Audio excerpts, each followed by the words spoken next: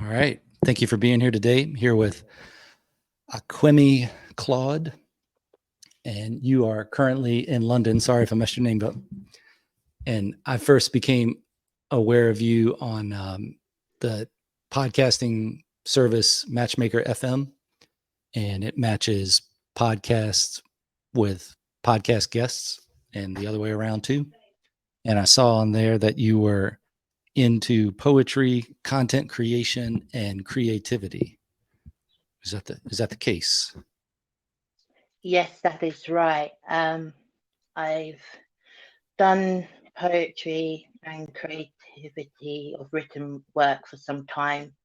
It's been an outlet for me, and this has been a way of kind of getting my story out and sharing when things have been complex to kind of put it in a creative way, because it's the best way to kind of, sum things up. So, yeah.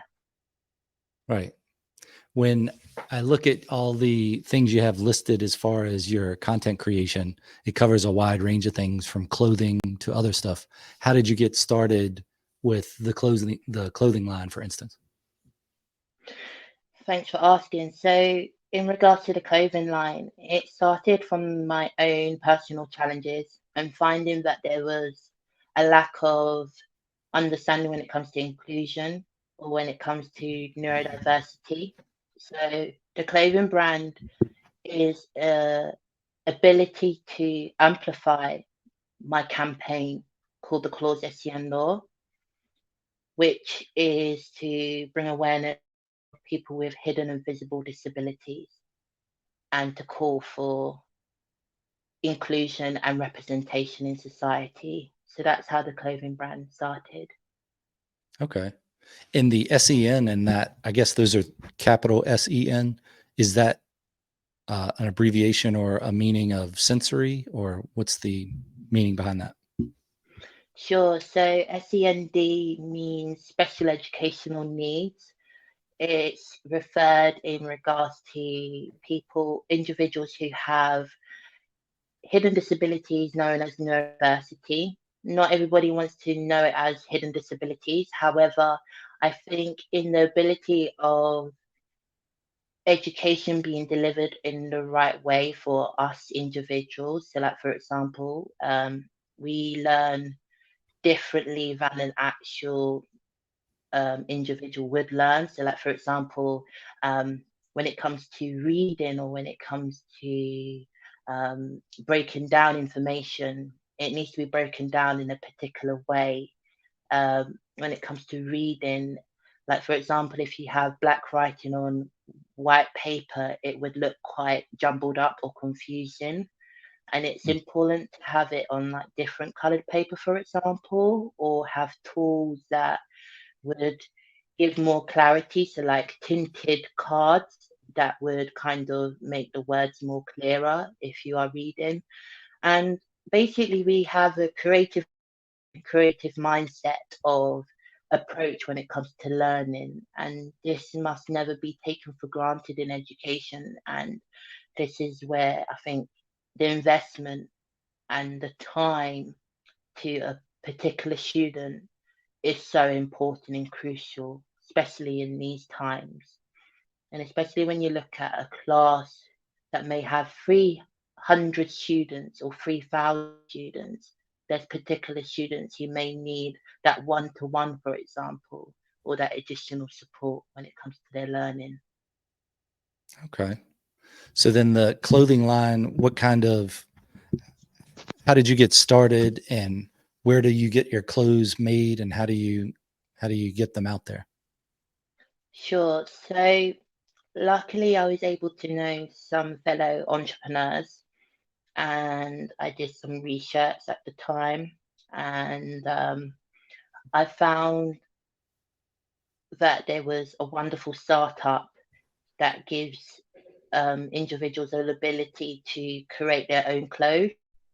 And since from them I did some designs, I drawed my designs first to then be able to, of course, use this platform where I was able to manufacture these clothes.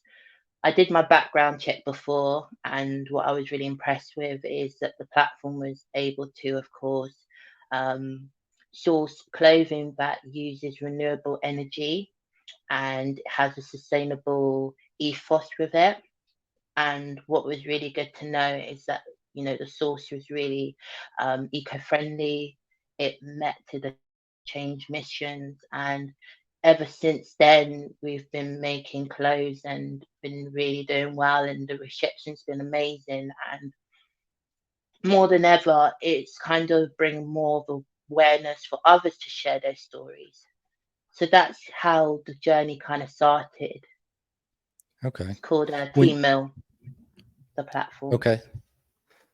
And we'll have a link for that in the show notes, I guess then. Yeah. Okay. Yes, sure. With when you do the designs for the clothing, how do you start with that? Do you just do it on paper first and then make the design, perfect it, and put it on the clothes, or how's your thought process go into coming up with the design?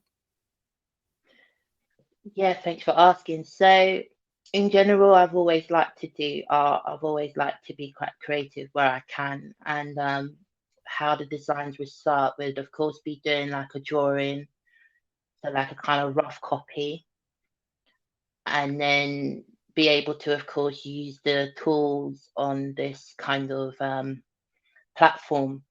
I've done this all from my one device phone because I've not really been able to kind of have the resources. And within my situation of being denied an education, it's not been easy to kind of, be equipped with it all. However, it's all been done from my one phone and been able to, of course, manufacture the designs from drawing to this online kind of design template thing, which then produce the designs onto actual clothing. Okay. And how long has that clothing line been going? Um, it's been going from 2019, Okay. and we then relaunched, and then we was able to get exposure in 2020, which is written in my notes. And yeah, ever since then, we've then done some other little initiatives. Um, I've also written 5 books while also having the words checked as well because of my, hidden disabilities, having the support from other individuals as well. But what's been very horrific, there's a lot that's gone on within my own personal journey while building this clothing brand and building this campaign. And it's been a lot of kind of reflection and writing things down of what's taken place, and kind of a lot of kind of, you know, recording those moments of when it's been difficult to when it's been gains and successful moments. But what's been good is to get it all down and also be able to make a success of bringing it in good for others, because change is really important. And I think having solutions is such a kind of beneficial way of turning a bad situation into a good situation. All we can do is be optimistic Yeah. in the best of our abilities. Positive mental attitude definitely makes a difference. Yeah. What kind of books have you written? So the books that I've written is part of the truth behind, which will also be shared as well. And the first one was about the whole lockdown, my experience of being denied an education, to being a Black individual, and also to where I am now. And that kind of gives you a bit of a context. And, within the books, you can find out for yourself the kind of, you know, roller coaster kind of journey it's been. But it's part of the Truth Behind series. And the sixth one is currently being written right now as we speak. Um, and that will be if everyone do stay tuned to my socials, that will be released when it's concluded. But at the moment, that's part of the Truth Behind series, and basically that's what the fifth books before were about. The previous one was called Accountability, the heading of the fifth Okay. one. What's your process for writing a book? Like, how do you, do you outline it? How much research do you do? How do you come up with the ideas? Well, the process is a process of putting down everything that I've experienced, but it's kind of like a lot of kind of recording everything, also that kind of having to reflect back to those sensitive moments. But I think what's been really important is my mindfulness as well, within kind of where sometimes where I kind of had to go back. It's kind of this kind of thought, is this really happening? So the process hasn't been easy at times. However, it's been a process of self empowerment. I think, especially for a person who wasn't able to read or write, that's been quite something for me to kind of, achieve what I've achieved. But it's been important because what I do hope from my process of writing these books, it doesn't really happen again to anyone else. And it's been able to kind of inspire others to share their stories. What kind of software do you use for writing it? I use a software of Google Docs um, on my phone. I also use kind of, well, ideally, I use this kind of text words kind of source platform, because Grammarly is really quite good when it comes to Mhm. like grammar, for example, which I can recommend to everyone.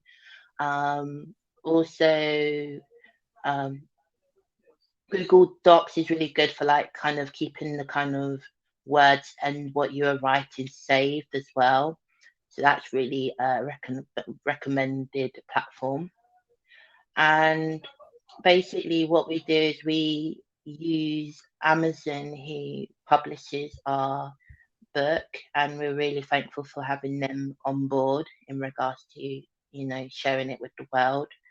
We've also used some other publishers, but in general, we use kind of like startup initiatives or initiatives that are kind of know, new within their field, because it's important that we're able to support other kind of initiatives, I think. Um, there are people that are making wonderful kind of ideas and stuff, but that's what the process and tools that we've used, and that's where we've been with the book so far. So yeah. Okay. Yeah, I do like Amazon KDP for publishing. Do you do a soft cover and a Kindle version, or you stick with one or the other? KDP is a good platform. That's the one that we've been using quite consistently. Um, and it's been really feasible for us as well, especially within the circumstances. So yeah. Okay. And your books, what category would they be listed under? Non-fiction, also part of storytelling, but that kind of element of non-fiction and I think social change, really, because there's a lot of elements where I refer back to the importance of how, from this situation, social change is required. From this situation, it's our ability to be able to kind of look from a different perspective of how this change would benefit the ability of not having a repeat scenario, for example. And yeah, I think, systematic change is one of the categories I could say as well. So Okay. I also saw that you did podcasting, and I've watched a few of your episodes. How I think I've seen them on YouTube, and there's probably 40 at least episodes. How'd you get started podcasting? So I got started podcasting from realizing and seeing statistics that neurodiversity and people being denied an education was on an increase. 1 in 5 of us have a hidden disability, and that half a percentage of that 1 in 5 may not be delivered their education or may have found that GCSEs have not been met for them. So I thought it was very important from when I found those statistics and from the statistics of my BBC report, which was done by the BBC, and thank you to them for airing my story. Something needed to be kind of, but also ability to reach out to those individuals that would be happy to share their stories. So I thought from seeing Spotify and Spotify for podcasts and opportunities they give to others, wouldn't it be great to do a podcast? So we started a podcast called the Claude Garnett Campaign Podcast. Since then, we've had a number of guests. We're now, I think, in our episode. We've done our episode 3, I think. In 2024, we're going to be doing our episode 4 or season 4, I should say, of the podcast and having more guests. But we've had some interesting stories from different topics to interesting, insightful discussions to kind of, really important kind of stories that needed to be acknowledged and heard, who may have not been heard by other outlets.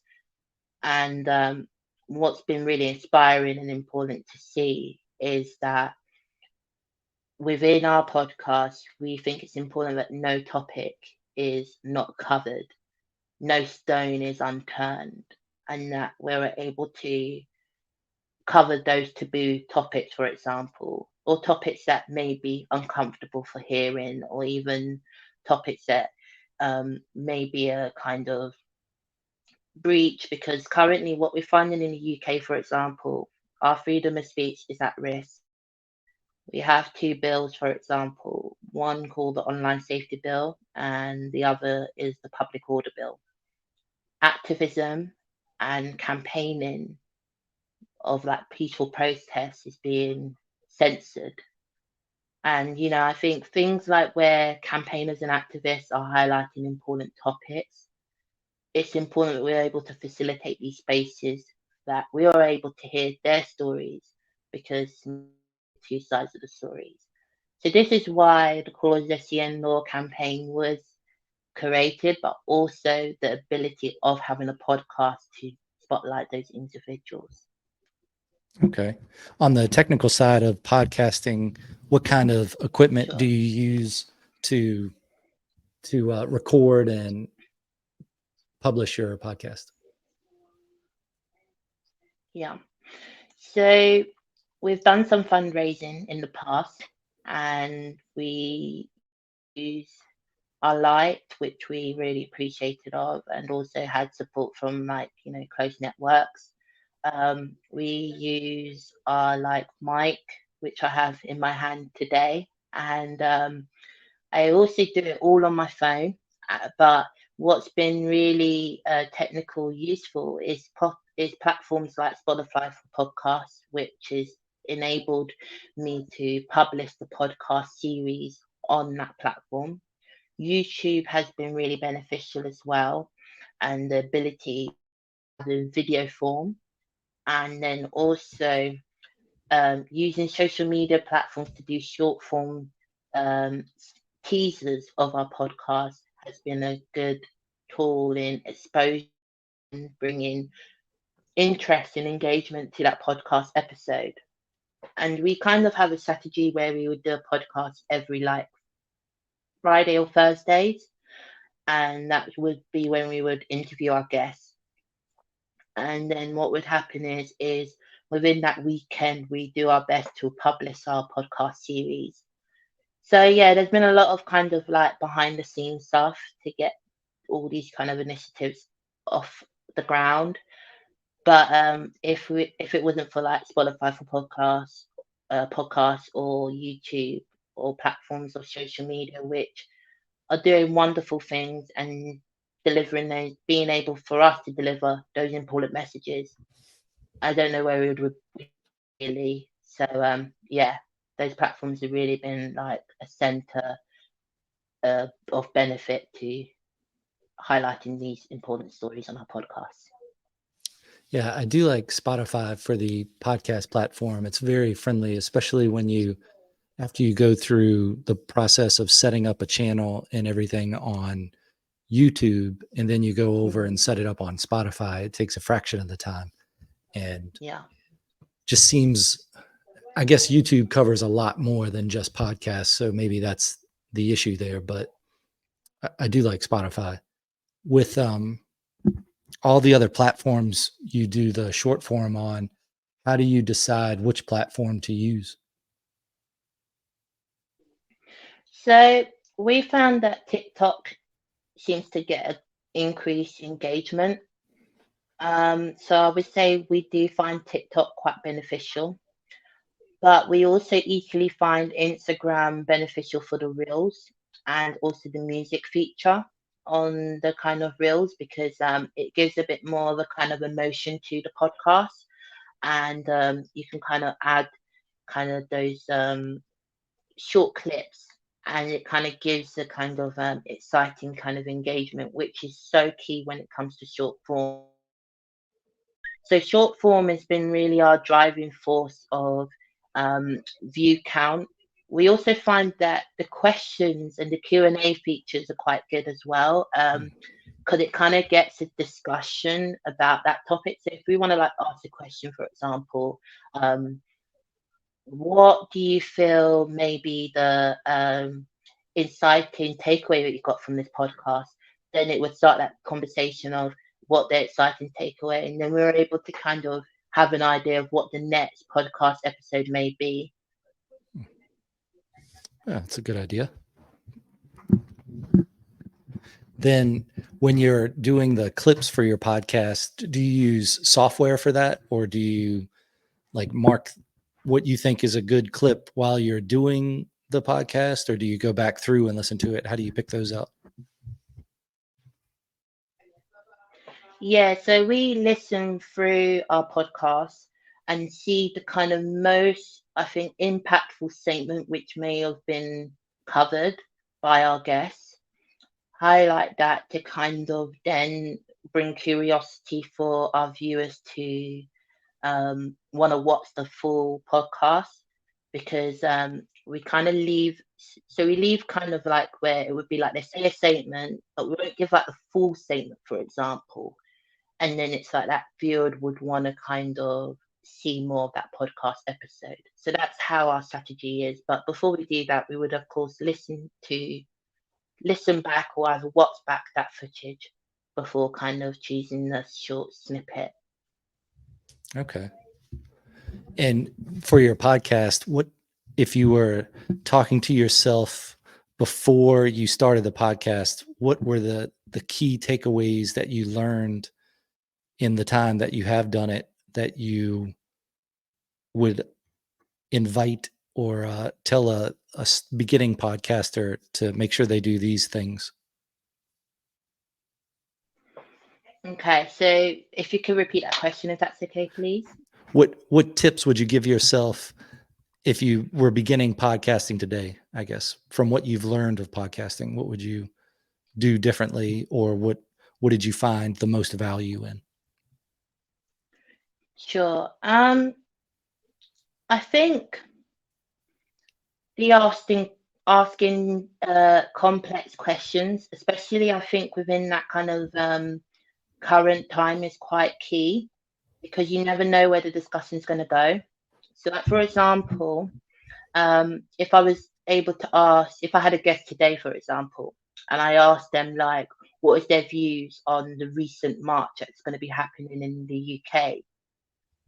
you never know where that discussion is going to go, because basically everyone has their own different views. And of course, I think when it comes to like where we have this complex war, it might bring an interesting engagement, but also an interesting response from that individual. And I think, it kind of it's an eye opener sometimes. So I don't think being scared of, or let me rephrase that. It's important to analyze, to ask those questions of the prevalent time, because you never know where it's going to go. Okay. Do you find that you're more of a reporting on an issue when you're doing your podcast, or are you facilitating a conversation, or are you on a side or the other? Or is it all of those things? Just give me 1 sec if that's okay. Okay.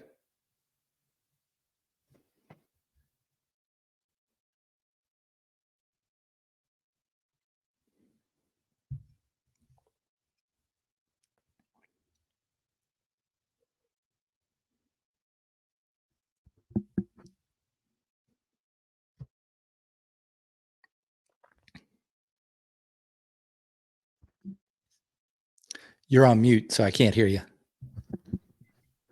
Okay. I just need to check if there was any background sound, but we're back now. So Yeah. Okay. Yeah, we're good. So for your podcast, do you approach it from the standpoint of being like a reporting on an issue, or are you facilitating a conversation about an issue, or are you taking a side on it? Or is it all of those things at different times? I would say it's all of those things at different times, but in general, we always like to see where the conversation goes. I think it's important to kind of see where the conversation goes. And the reason why is we really like to kind of welcome all different perspectives. And I think if we don't welcome all different perspectives, then we don't really know what the issues may be of that, or how to address those issues, just saying. And I think, having different perspectives always brings an interesting discussion. I agree. What are your plans for the future then of your clothing line and podcasting? Yeah, I think ideally we just want to continue what we're, and ensuring that that change is impacted in the best of our abilities. But also, one of our ambitions in the UK is to implement the Claude Garnett Law campaign for systematic change and a deliverable quality of education, and to ensure that um, neurodiversity and hidden disability is acknowledged in society. What we're glad to see are having the talks, they are sharing their stories. We are also glad to see that there is a improvement of representation to some capacity. However, with inclusion and diversity, we still have a way to go, especially when we see the recent events that have been happening at the moment. And I think, when we see that some people are still being oppressed, some people are still feeling those inequalities in certain parts of the world, unfortunately. So for systematic change, what would be like the top 3 changes generally? Is one of them representation, and then what would the other 2 be? Yeah, so one would be representation. The other would be quality of education and investment. I think investment is really important, especially where over years we've had this continuous narrative of war and not seeing investment going into the places or departments that it requires to be inputted into. Um, I think also the other element is ensuring that climate justice is acknowledged as well. What's climate justice? So climate justice is the ability of having no new gas and oil deals, the ability of having renewable energy and having a just free society transition when it comes to net zero. And if any individuals are not aware of, there's words like Paris Agreement, which was an agreement that was done by world leaders at a Paris conference. This was a while back now, but where we are currently, we're at this climate talk that's going to be happening in November, this very month now, called COP28, where world leaders and youth come together to talk about climate issues. Currently, some people have seen the weather disasters and the high temperatures around the world. The reason why people are seeing these issues is because our Earth and our world is currently facing climate emergency. And it's facing climate emergency because some world leaders are still doing new gas and oil deals. Currently in the UK, we have a new rig that's been put through and considered called the Rosebank, which is going to have an impact on other countries in the global south and enables digging and mining in the oceans and seas. These are things that myself and fellow campaigners are calling to end and calling for individuals and world leaders to change their ways when it comes to being sustainable, being friendly, and also acknowledging the importance of planet Earth. There's some animals that are dying, and there's some icebergs that are melting, and ice, like in the Antarctica, it is melting at a fast rate, as probably some people seen from some documentaries. What do you think the best form of energy generation is? I believe in renewable energy. I do also believe in the ability of choice when it comes to um, people being able to prepare themselves for the just transition. Um, I think there's what it is it can't be a tick boxing exercise. Our world leaders use it as a tick boxing exercise. So, like for example, they thought a smart meter. I don't know if America has the same thing of a smart meter, but in the UK, a lot of people have to have a smart meter. However, this is not really what us activists are calling for in regards to a smart meter. So that's one of the world leaders exercises where they think a smart meter might be a best idea. But there are other ways of following a future of climate justice. And the future of climate justice would be looking at the global youth statement. I will share you the link of that after this. Okay. We've put some really clear bullet points and suggestions, and also the COP28 will be a climate conference to really watch closely of what we are calling for and also to have an understanding. So I would recommend everyone to stay tuned to COP28, watch it very closely of what really takes place, because this would be the best way of really understanding our point of view as youth, what we are calling for, and also what our solutions and ideas are. There are some amazing ideas that have been included in this global youth statement. So, What is a smart meter card? We don't have that in the US. sure. So, a smart meter is a kind of like technology modern gas meter, but it's known on a kind of meter system. And some people have come into problems where people wanted to. It's operated by the actual operator, not controlled by the actual person themselves. And it's kind of like a meter kind of reading thing. And it's supposed to be smart, but some people have said that it's the opposite of smart. So Does it go on yeah, your house or your car, or what's it measuring? Yeah, so it's measuring your kind of gas, and it's like a thing where I think people have this kind of computer and they're able to see how much that person is like, monitoring their gas. So it's like a modern way of having a boiler, Oh, but okay. in a kind of smart technology way. One of those type of things where you just put smart in front of it and then mark it a new item.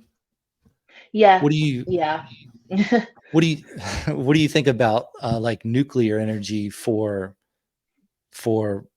renewable and just the amount of power output it can do? Um, to be honest, I haven't really looked into that kind of nuclear element, but what I am aware of is I think some of the ideas by world leaders, I think, may need to be questioned by the activists. I think what's really important is to always have that open discussion. And what I can definitely suggest is that I think, we have a idea over here by our Prime Minister called carbon capture. We don't really think that carbon capture is going to be the solution of the climate crisis. There are other things that have been suggested by like charities. I don't know if you know of a charity called Greenpeace, but there's a charity called Greenpeace. There's the movement called Fridays for Futures. They've given so many suggestions. Even the scientists have given suggestions, but the UK seems to be hell bent on believing that carbon capture is going to be the solution. And really, I think if they more listen to Fridays for Futures, listen to Greenpeace, listen to myself and activists, then they would really be on the right track of a climate justice and green future. I can also say that what I am concerned with COP28, and I'll be honest with everyone, is that with the loss and damage, I don't know if any of you are aware of loss and damage, but this was a idea from COP27, and loss and damage is to support the global south. So as people have probably witnessed with the weather disasters, there's a pot of money to support those countries, and it's known underneath the title of loss and damage. However, we are still holding the global north accountable for investing for this loss and damage. From news articles from the UN, it doesn't look like the global north may be able to meet that payment. It'll be very sad if they don't. So we really do hope that they do, because global south and other countries would definitely be able to have that investment to rebuild their countries after weather impacts, and also be able to support the kind of disasters that have happened. And these are the things where loss and damage agreement are really two important, you could say, elements that we are looking to be acknowledged. Because what happened at COP27, just to give a bit of light to everyone, they sacrificed Paris Agreement for the loss and damage. So they said they're going to commit for the loss and damage in words. We still haven't seen that payment, and they sacrificed Paris Agreement, which is 0. I think it's the 0.5 degrees, which and that's what known as Paris Agreement. So yeah, we hope for these two things, and global youth statement to be acknowledged by our world leaders at COP28. When you talk about the global south and global north, is that just the earth divided by the equator, or is that That's something right. different? Okay. So why would the north of the globe pay for damage to south of the globe? What's the thinking behind that? Well, what it is that we found that the Western countries, don't seem to, unfortunately, commit to their promises. And this has been a continuous conversation for some time. Unfortunately, my country, the UK, has forever kind of given lip service, given statements, but recently our Prime Minister did a U-turn on the net zero. He completely said that, we have enough time to meet, and he tried to do a U-turn. This statement did not go down well with myself or fellow activists, because within the time and within where we are with the climate emergency, it's not really reasonable or acceptable that basically we've got enough time when time is run out, and it's been said that it's run out by the UN, and he's just trying to invest into artificial intelligence. But our Prime Minister is called Rishi Sunak. But yeah, he's invested into artificial intelligence while the climate is burning, it's drowning, and there's places where people have lost homes, particularly up in the north of England, for example. So yeah, these are things that have been faced by many other individuals, and you've got some individuals that don't seem to want to take it on or acknowledge it in the element that they could. With the Paris Accord or the Paris Agreement, I haven't read it. I don't know, I guess, a whole lot about it. So from a regular person's point of view, is the Paris Accord an agreement where some countries can pollute more than others just based on how much they pay other countries that are doing the less polluting? How would you sum up the Paris Accord? The Paris Agreement is about a certain level of degrees which the country must change their ways when it comes to saving our planet. Don't quote me on that actual degrees, but in the Global Youth Statement, it is referenced in there. The reason why I can't remember it right now, because I do have short-term memory, so I've got it written down. But basically, it's about degrees that the climate is supposed to be really kind of achieved and also saved within the factor of the way of how people behavior is to our planet. And that was where I think it was like the element that all world leaders agreed on, and this is what was this like it's like a document, and it made like specific legislations, and it said about how all world leaders, all countries, especially the global north, needed to meet to this certain degrees for the planet to be saved, and not in the state that it's currently is, which is the climate emergency. Okay, I need to read that, study that a little more. So when you say the global north and the global south, and then you say the east or the west, what's the dividing line of that? Is it just the equator of global south, global north, or is it more of a cultural thing of east and west, or western and not western? No, it's such an important question. I think there are cultural differences. The reason why I say there are cultural differences, because myself as a global north may be more privileged to the global south, and the global south have like kind of suffered certain effects and certain kind of they would be more on the front line of climate disasters than possibly the global north.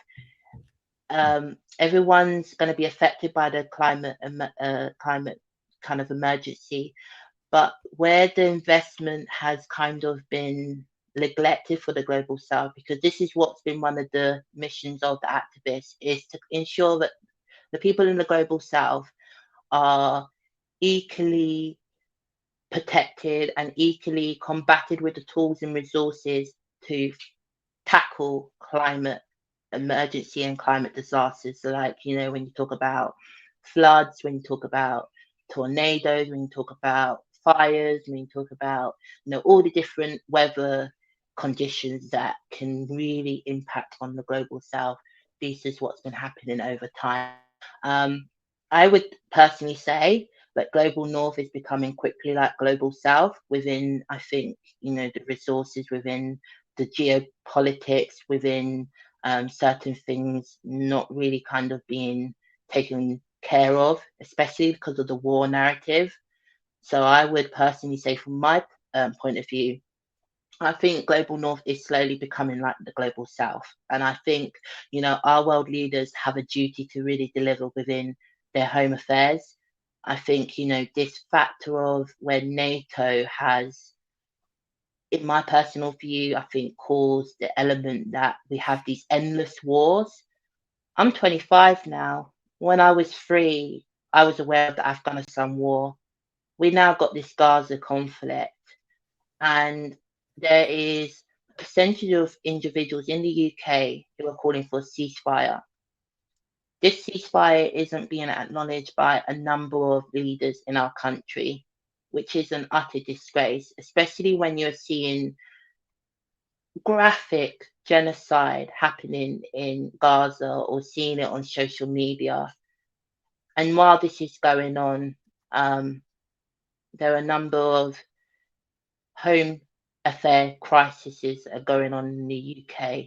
We've got public sector that requires funding and investment and waiting for a better assistance of life because of inflation, which the UK are currently saying we've got this inflation and putting up tax and increase of inflation because of the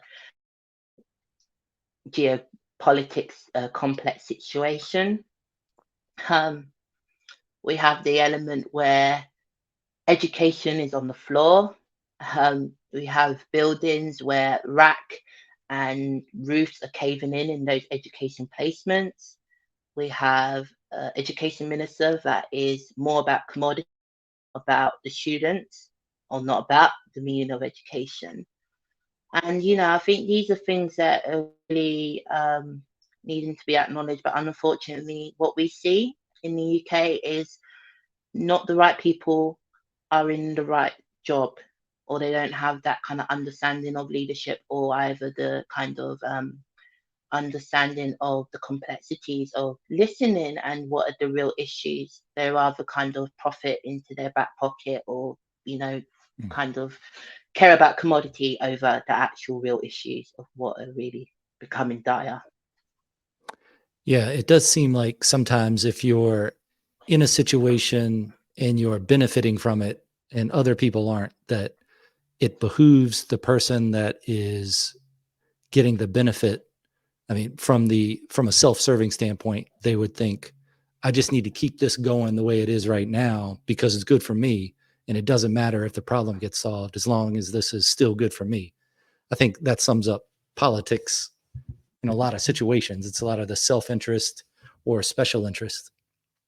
But with your, I had a question about the global north and global south again.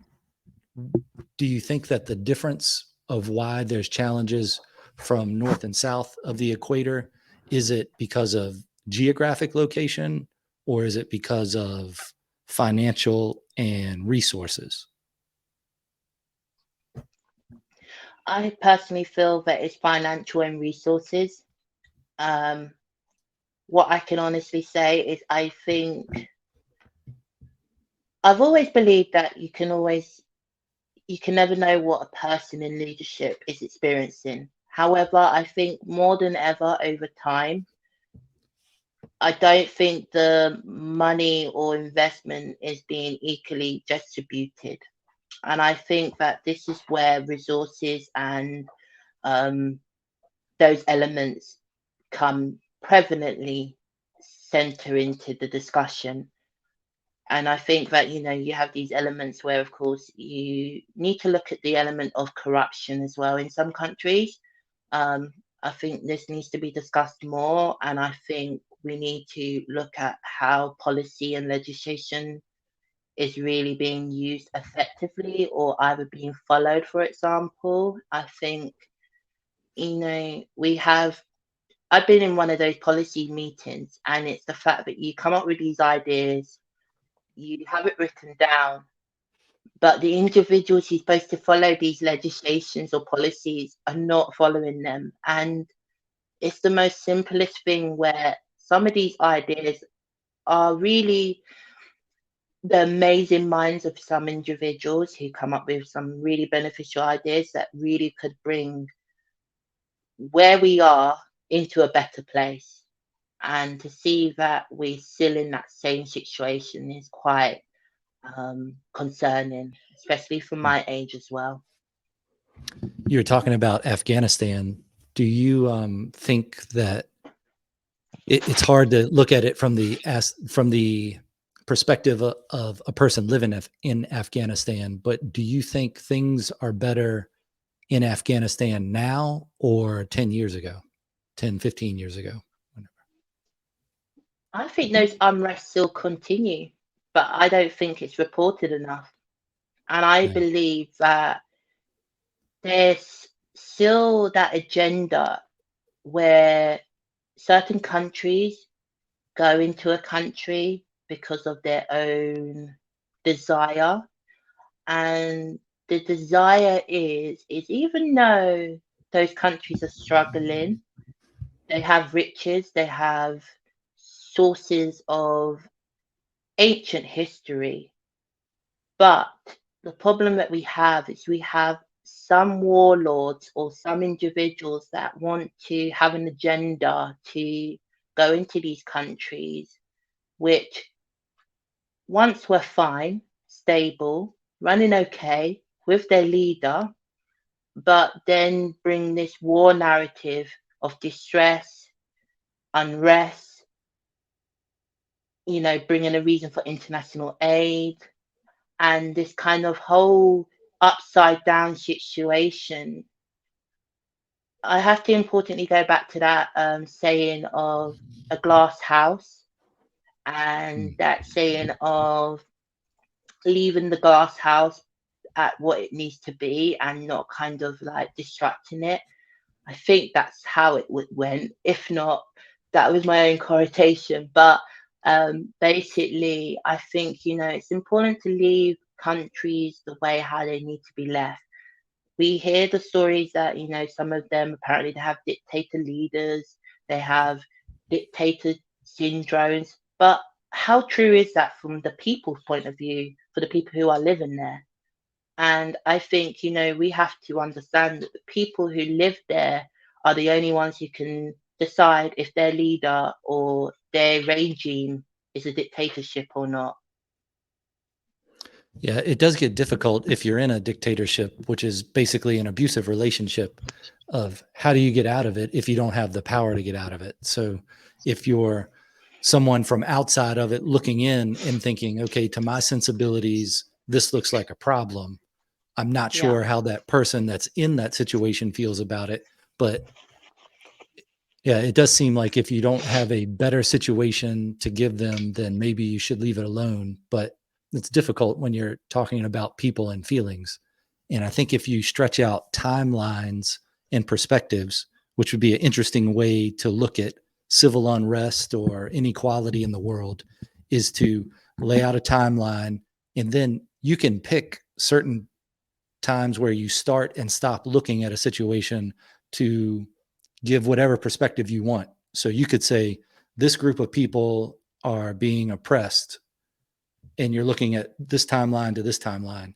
But if you extend it a little farther, then you can go, oh, well, they started oppressing these people and now it's turned into this. So it's that perspective of getting farther and farther back that you can see more and more of the big picture. Then you have to decide, what do you think's right for now? Like, how far back do you go to say this is what should happen versus this is what should happen? I think that's the reason why you have so many people that disagree on situations, is because they're looking at it from different perspectives, and it's hard to see the same perspective or talk honestly about a thing if you're locked into a side because of your limited perspective. And let's face it, every person has a limited perspective, no matter what. I mean, we're not here for that long, and we can only look back so long and forward so long. But that is so interesting. And I agree that talking about it helps, and then taking some steps toward it and trying to, I think that's where you could look at the good side of politics, where you have the people that say, if you have a compromise, neither side is happy, and then you know it's a good compromise. I guess that's okay.